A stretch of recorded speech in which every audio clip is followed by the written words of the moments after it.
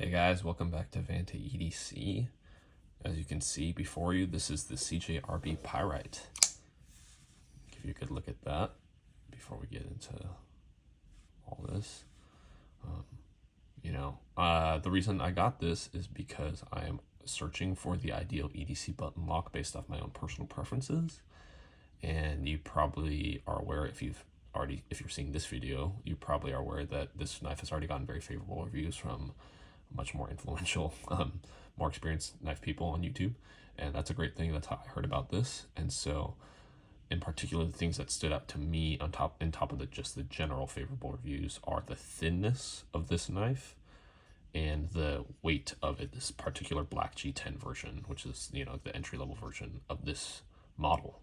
And so, yeah, and on top of that, it's a great deal. It's a $50 knife. You can't complain. And you'll see why as they get more into this. So let's get into the smaller details and the things that I appreciate in particular about this knife. So as I mentioned, the thickness, or the thinness more appropriately, of this knife, it is 0.4 inches thick. So in pocket knife folding senses, that's pretty dang thin. And right here you have the CVV Altus, which I've already reviewed, and this is half an inch thick, as I mentioned in that review, and compared to the 0.4 inches thick of the Pyrite, you can see it is a noticeable difference. And I notice it in particular because I tend to wear skinny jeans, tight pants, basically. So pockets tend to be a little tighter. And this knife, even though this knife isn't necessarily the worst and the thickest by any means, that I noticed the 1/10 of an inch less on this, as this is easier to slip out and put back into my pocket without paying as much attention. So yeah, I really appreciate the skinniness of this model. And in addition to that, I picked part of the reason I picked the black G10 version versus the stainless steel version is the weight. I think this is close to an ounce less than the stainless steel version, which are, I believe, around the same price point. And so for me, the ideal EDC knife is 3 ounces or less, maybe a little bit more than 3 ounces. But yeah, definitely, I would prefer it to be on the lighter end, as long as it doesn't feel cheap, of course. And so, yeah, I'm going to shine a light here. You can see in those liners there, see all those triangles milled out from the steel liners. I believe that's what makes this knife as light as it is. It's only 2.65 ounces, so that is a very, very nice and light knife, especially given that this is a knife with a blade that is longer than 3 inches and a handle that's longer than 4 inches. So yeah, the skinniness and the weight, those are high priorities for me in the ideal EDC button lock knife / just ideal EDC knife. And so this hits the mark very well in those two regards. One thing that I think most people will appreciate about this knife is just how smooth this action is. It has, I don't feel any sort of resistance, no grit.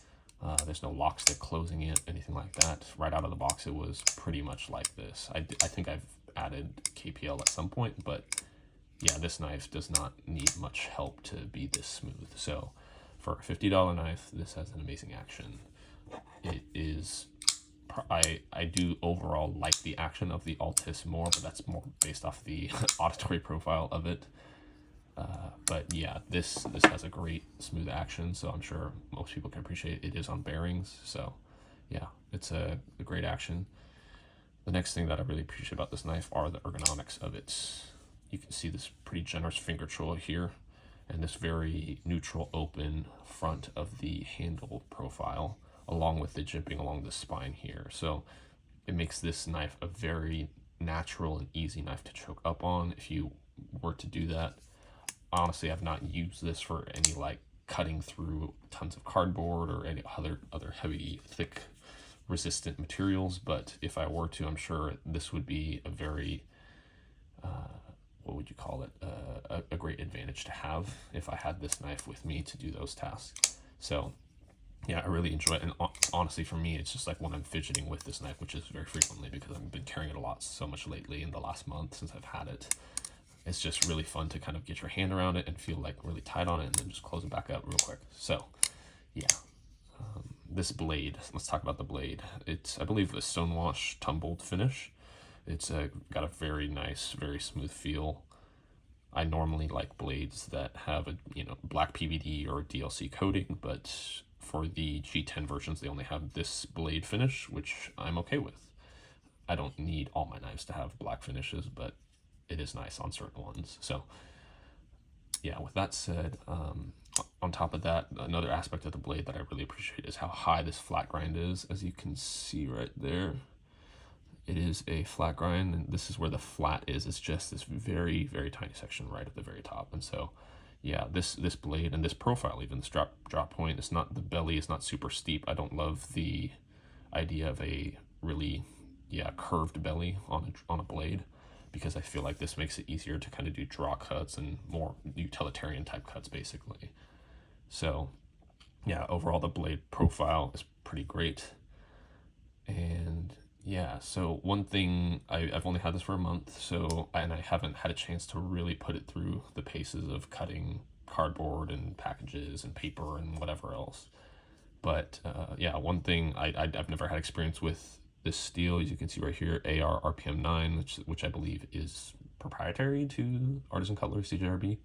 I've heard that it is a powder form of 9CR18 MOV, which I have no experience with personally, so I know that it's not by any means a high-grade steel, so yeah, that's something to watch for, just with this particular blade steel, how long it's gonna perform for you. So, all that said, I kind of want to get into the things that in a hypothetical world I would add or change about this design to fit my personal preferences, and I emphasize personal preferences. 1, and 2, this is a $50 knife. It is a great deal, and I know that they cannot pack every little feature into this in order to get to that price point, and I appreciate that they didn't in that fact, because it is a very financially accessible knife for people that would want to try this. So yeah, all that out of the way, some of the things that I would change if I could. Notice that both sides of the pivot, you have these torque screws. So this means that not a captive pivot. I have not disassembled it, so I could have to eat my words, but I'm fairly certain this means that the pivot is not captive. And so that means you just need 2 drivers if you were to ever disassemble that, which I don't anticipate doing frequently, but yeah, that's something that some people care more about than others. Again, I'm sure this is the result of them trying to save money on the production of this knife, which I do not blame them for. So that's one thing that I would change if I could. The next thing is the blade steel. Now, I know that there are versions out there, there are exclusives, and there are limited editions that have S35. Problem with that is most of those, the ones that are, I guess, exclusive specifically to Artisan Cutlery / CJRB, those are out of stock as far as I've seen. I have not seen them in stock yet. I know that Blade HQ has a version, but I do not like the scales on that. I'm not a big fan of fat carbon in general, or just, carbon on scales. So that's not really something I want to spend $200 on. The ideal version that I have seen that's almost perfect in my mind for my personal tastes is, there was I believe 1 of 60 blackout CJRB Pyrite. It had black titanium with a black micarta inlay on the show side, a black PVD blade, and black titanium milled clip even, I believe. Unfortunately, again, sold out. 1 of 60 is what I've heard, which is crazy to me, because CJRB does not strike me as one of those brands that tries to have these super limited releases, but maybe it's to hype up the design, which I don't blame them for trying. So all that to say, I would like a better blade steel. I know there are knives out there that have it. There's none that are available that I personally want to spend my money on. So hopefully that they will be releasing more exclusives with better blade steel.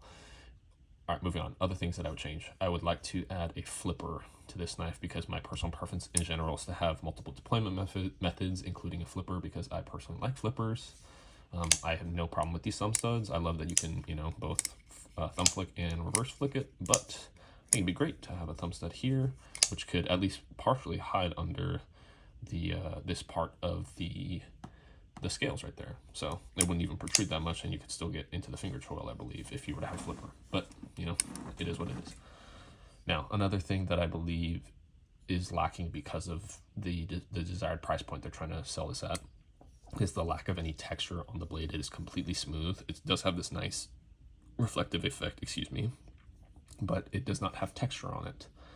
Now, it's not necessary by any means, but it is a nice feature to have texture just because it gives you a little bit more tactility. That's where I think that's one aspect of the Altus that I do like more than the Pyrite is on the button.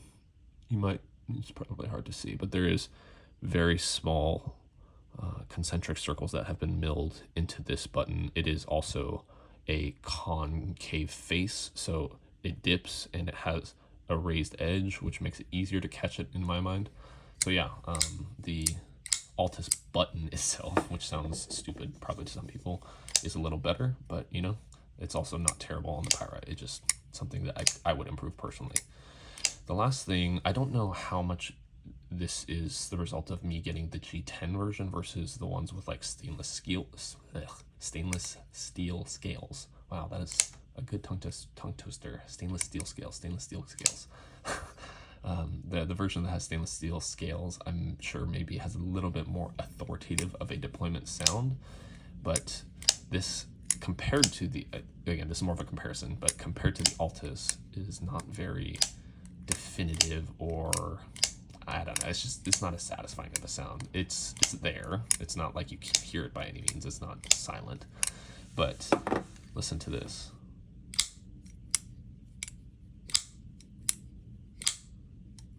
I love the sound of this knife. Well, the action and the sound of this knife, I love.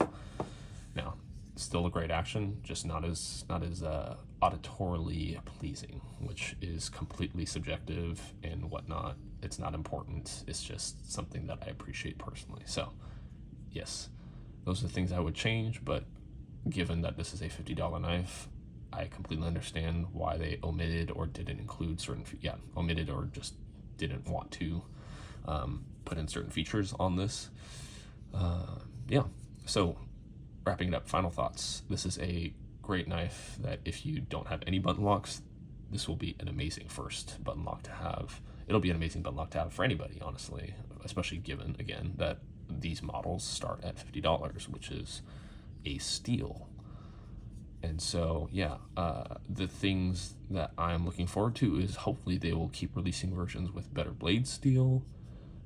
Man, I would love it if they have that blackout, the titanium black micarta PVD blade with the black milled titanium clip. I would love it if they release more of those. Or if any of you have it, I will buy it. So, not for any price, but I'm willing to spend money on that because that thing is amazing and could very well be the ideal EDC knife for me. I wouldn't know until I get it in hand, but anyway, if you have one of those, if you know how to get one of those, please hit me up in the comments because I will be very grateful for an opportunity at that.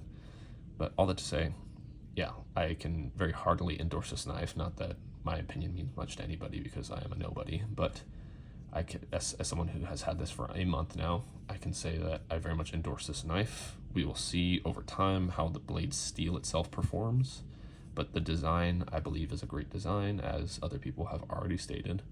And so, yeah, if you're on the fence and you want to try a button lock, this is a great way to try. This is a great entry point to the button lock, and this is just a great design in general. So I don't think you would be too disappointed as long as you're not expecting it to hack through trees left and right. So yeah, hope you enjoyed this, and I will see you in the future with more EDC button locks. I may or may not be finally opening / using a blackout textured Malibu that I've had in my safe for months now. So keep an eye out for that video. That's a very good probably. And yeah, you'll see more videos about this because I love this design. You'll definitely see a 1 month review on this Rockwall, an amazing knife. Anyway, thanks for your time. I will see you on the next one. Take care.